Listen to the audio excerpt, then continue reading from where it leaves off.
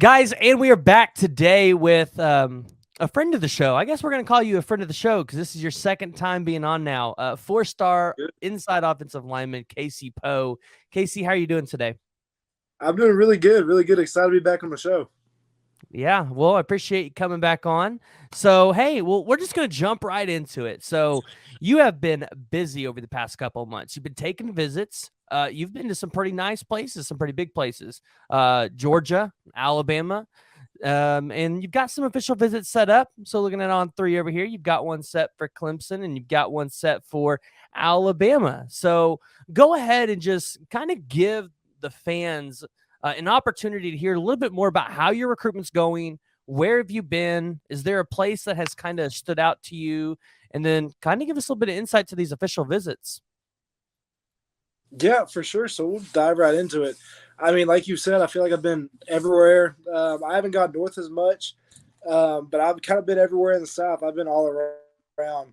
But as far as the recruiting trail goes, it's been an amazing process. I've really gotten to enjoy some time with my family and gotten to dive really deep into some schools that I'm really enjoying. I think it was about a month ago. I went on a little spring break tour. I went to 4 different schools. I went over to Clemson. I went to Georgia. I went to Auburn. I went to Texas Tech.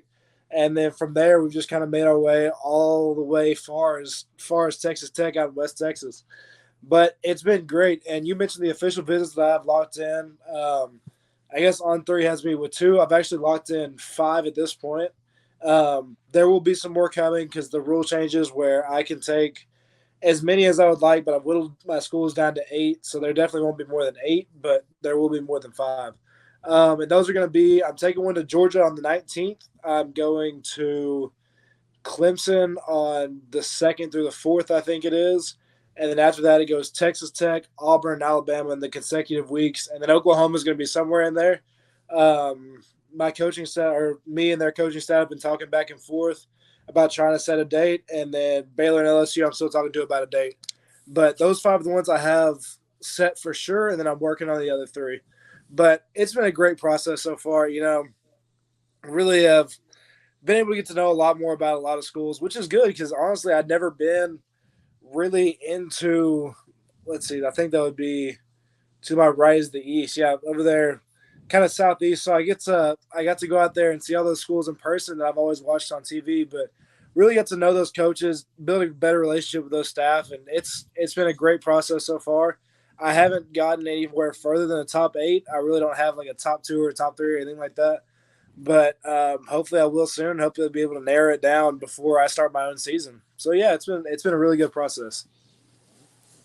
Yeah, no, that's totally awesome. And Clemson's interesting. So I kind of want to hear about this because Britt Venables, a guy that's from Clemson, I would assume very similar type of visit styles in the way that Clemson does theirs and the way that Oklahoma does theirs.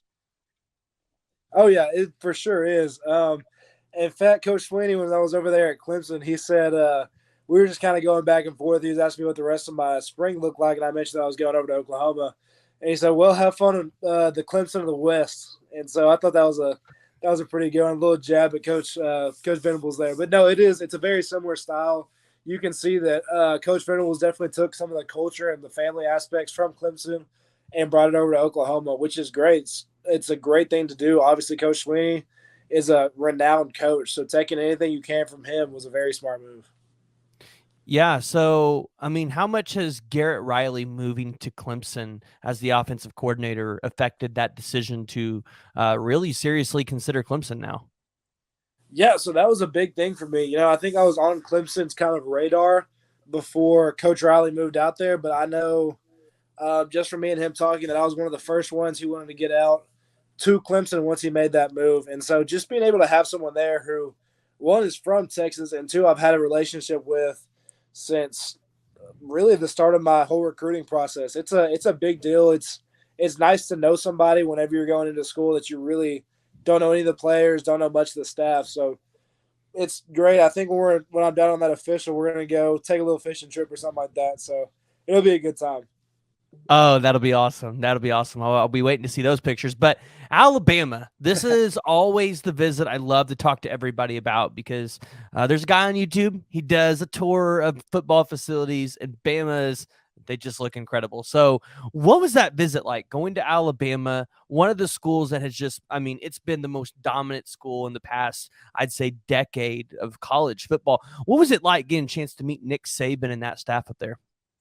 Man, so I went down there. I think it was 2 or 3 weeks ago. I took my whole entire my mom and my dad, my cousin, my grandfather went. So a lot of my family was able to go, but it was a surreal experience. I grew up watching Alabama. Obviously, as a kid of my age, that's kind of the team that whenever you're growing up, they're winning a lot, and so you're going to watch them.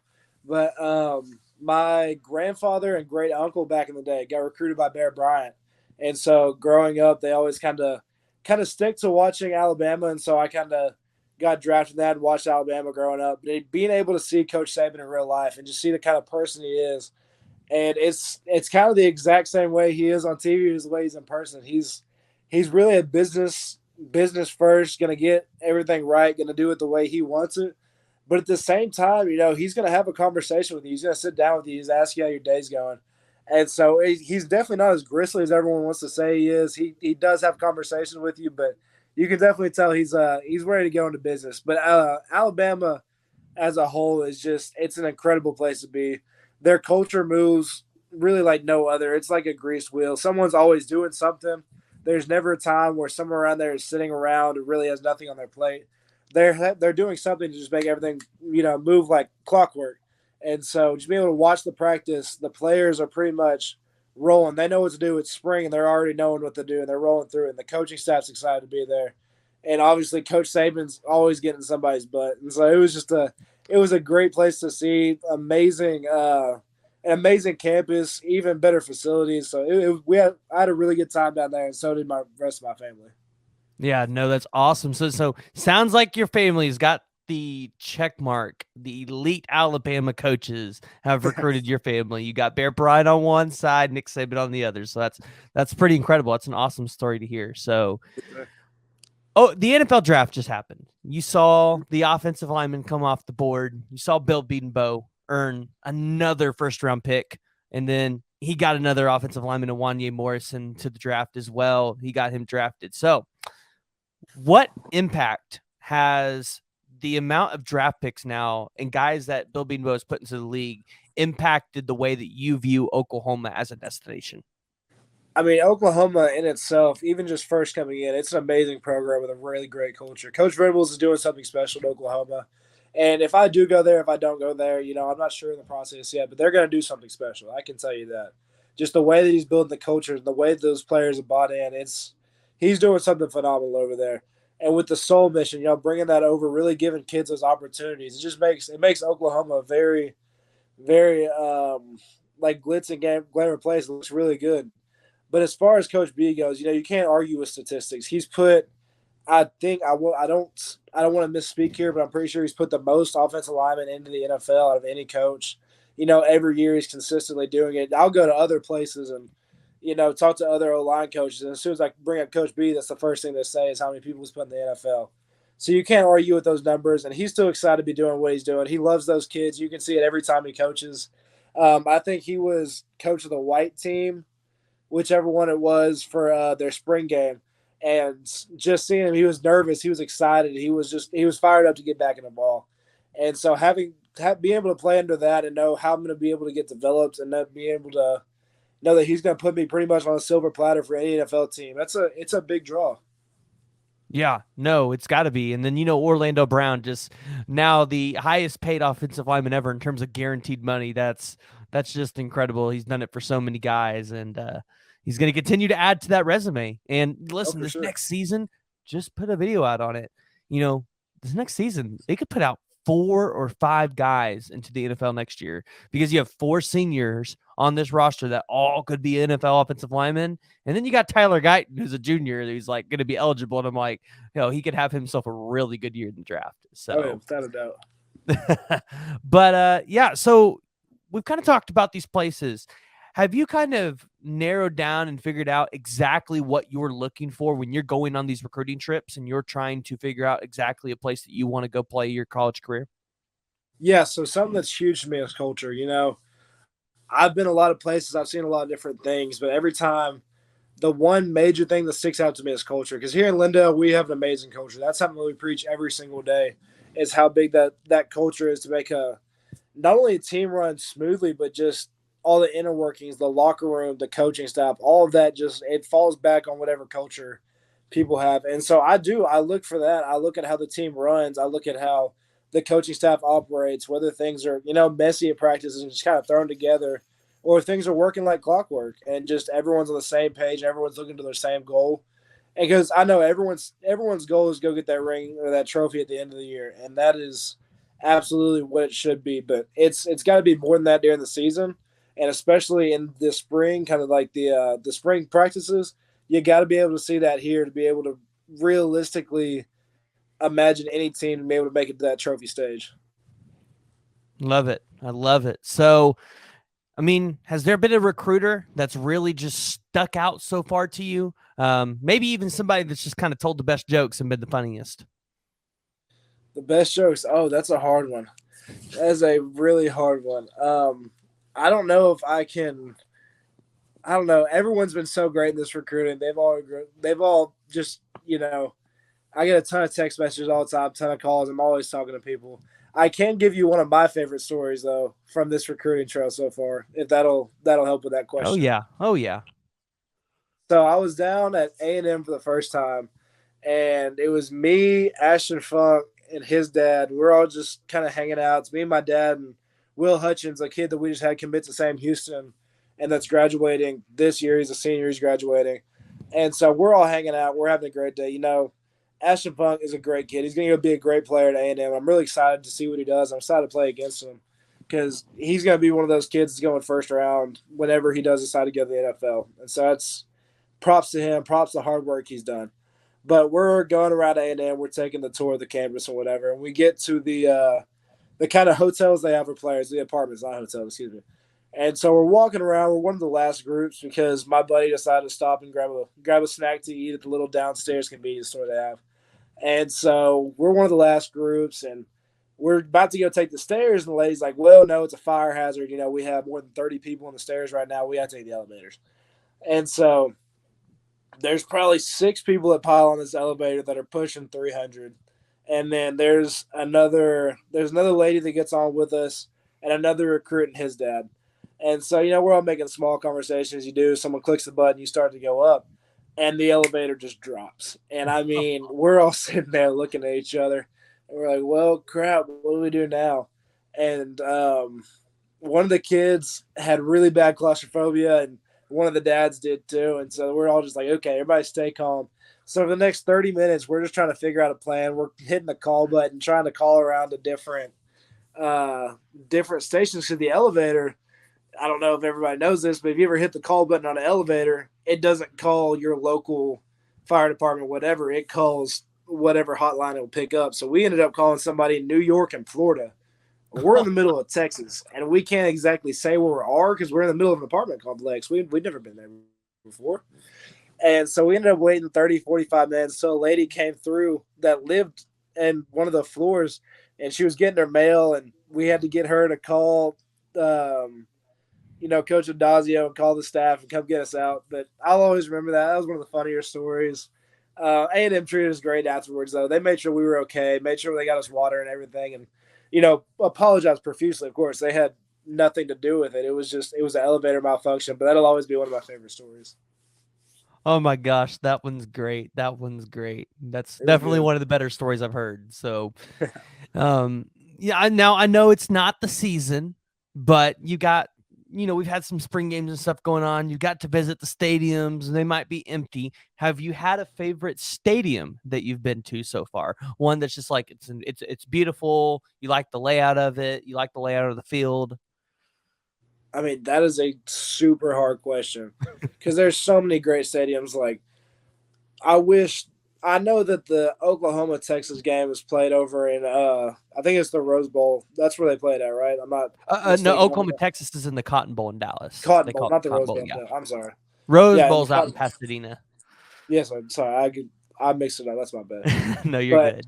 I wish I could see Texas and Oklahoma fans splitting it right down the middle in the middle of the Palace. I feel like that stadium would be rocking. It would be so loud. I wish for once they would play that game there, but that would be a crazy one. Getting to play at Alabama Stadium, in an Iron Bowl game there would be insane. Getting to play in Death Valley would be crazy. Getting to play at a number of these places would be just amazing because every time you walk into a stadium, you just kind of quiet yourself down. You look around, you can imagine thousands of people screaming. And I know that A&M didn't make the final eight for me. They just weren't the school that was for me. But still, walking into that stadium, imagine that many fans that just love the program going absolutely crazy in that stadium. That would be something awesome to see too. Man, yeah. I think Oregon or Colorado. I like the mountain skiing Oh and yeah, all that the would be look cool. behind that. I feel like those places would be beautiful. And speaking of Colorado, have you gotten a call from Sean Lewis and Coach Prime trying to get I that have off? not yet. So back when Coach Prime was at Jackson State, he had sent me a couple of emails. Um, I don't know. I honestly don't know if I ever saw them or not. They went to my school account, which is connected to all of my schoolwork and stuff like that. So it got kind of lost in there. I was just randomly scrolling through the other day and I saw those and I was like, well, it's a little late now. But no, I haven't gotten a call from him. He's doing his stuff up in Colorado and he's doing a really dadgum good job of it. And so I wish him the best, but I haven't heard anything from them. Yay. We got a lot of Colorado people that watch this channel too. So, I mean, what are your thoughts on Coach Prime and, kind of what he's telling the players up there? I mean, obviously, to the general public, it sounds harsh, but in reality, it's probably the things people need to hear. I mean, as a player, what are your thoughts if you're sitting in a room like that? What would be going through your mind in that moment? Yeah, so I've heard a lot of opinions about Coach Prime. I've heard everything from, he's too hard on these kids to, how could he come and like all this different stuff. I've heard a bunch of stuff. Coming from a player, that's what you need to hear. That is the type of passion that I want to see in a head coach. If a coach walks in and he doesn't care who's sitting in his room and he doesn't care, what color socks they have on, they can wear whatever they want to practice, and he really doesn't care who shows up. That's a coach who's about to go, 2-10 or whatever it is, and not have a great season. You want someone with that passion, that fire. And I love what he said when he said, I'm bringing my luggage with me and it's Louis. That's one of my favorite quotes. I think that's how it goes. But he's bringing the fire with him. And if you're not on that train, get off the train. Like, if you can't handle it and you don't want to be part of Coach Prime's plan, then he's okay with you leaving. He's going to be honest with you. And that is great. He's being upfront. He's being honest. He's setting the tone of how that weight room's going to be, how the locker room's going to be. And he gave the kids a chance. It's not like he forced them to stay there. He said, you can either get out or you can hop on the train with me, whichever one. But obviously, he was very successful in his playing career, and he's going to be a great, successful coach, I feel like. Oh, yeah. He's definitely going to turn that Colorado football program around as much as people don't think it is. But, yeah, I love that take. I haven't actually had that's like some question I actually always forget to ask that I've been wanting to ask everybody. So, but hey, Casey, we appreciate you coming on the show. We appreciate you kind of giving the fans an update on your recruitment. So, do you kind of have an idea of when you would like to commit or have the recruitment kind of wrapped up? Yeah, so I am trying my best to get my recruitment wrapped up before my own personal season starts, just so I can focus, turn all my attention back to where it's supposed to be right now and play. We have an expression here at Lindale: play with your feet are and know where your feet are. And so I feel like if I have that locked in by season, it'll make that easier on me. But with the new NCAA rules opening up more official visits and having different dates and everything like that, that could play a factor. I'm not positive. I'm still fully aboard with trying to figure out a place for me that's home before my season starts. But you never really know. But that is my plan, is to commit before my season starts. All right. Well, let's just put a tentative pin in it and say August 1st. And then it could be up, it could be down. We'll figure it out. It could move by then. So, but Casey, for anybody that doesn't follow you on social media, where can they find you at? Yeah, so the easiest place to see me is my Twitter, Casey Poe 2024, I think it is. It's hard to miss. It's just my name and my class. And then if you want to follow me on Instagram, it's just poe.casey. I think I have up a picture of my top 8. I don't post on there as much. Mainly I post football stuff on Twitter and then kind of my more personal life on Instagram, but I will start posting more football stuff, obviously, as my life transitioned into fully football. But those are really my two main platforms that I use. And then anything besides that, I don't know, it just kind of happens with y'all, like getting on interviews like these, going on Rivals, stuff like that. Yeah, well, hey, listen, I appreciate you coming on. I know you're busy, and I know you got you're wrapping up your school year, and you got everybody else reaching out to you. So I appreciate the time. I appreciate you coming on here. Definitely, definitely want to thank you for that. So, but if you guys haven't already, go ahead, hit the like and subscribe button, guys. Go over, interact with Casey on Twitter, guys. Go show him some love, whatever fan base you're a part of. And if you guys remember, hit the like and subscribe button, turn the notification bell on.